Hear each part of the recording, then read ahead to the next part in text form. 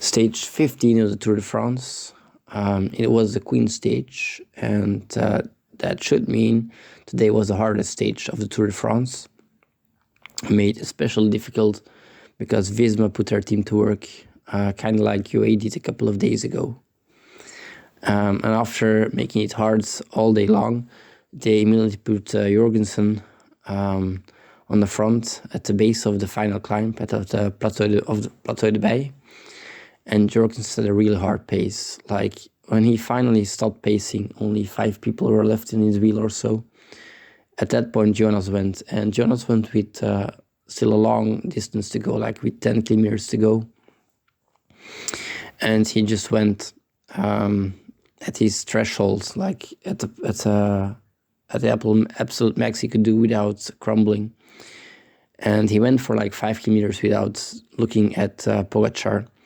And then he took his first sideways glance at Pogačar, and Pogačar saw it as a sign of weakness and attacked him, and managed to distance him, finishing a full minute ahead of Vingegaard at the end. Like I think it was a minute and 10 seconds.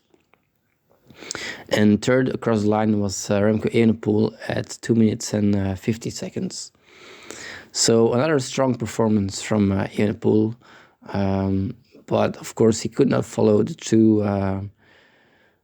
extraterrestrials like Pogačar and Vingegaard were just another level again.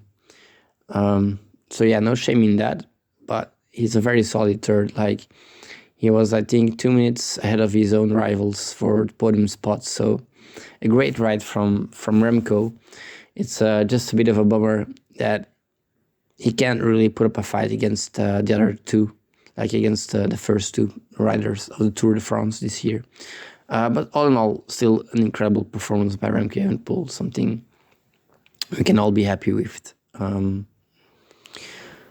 So I think with today's performance, he also put to bed the haters that say that he can't perform after a very difficult day across long mountains, like several long mountains, long distance, and then not crack. And today he did that. Like he rode an incredible race after long mountains, long stage, without cracking.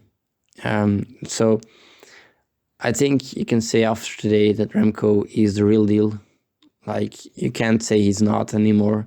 Okay, you can say he's not as good as Tadej Pogačar and as Jonas Vingegaard, but he's definitely still the real deal. Like, take those two away, and he's the best rider in the world. So, only those two guys are better than him.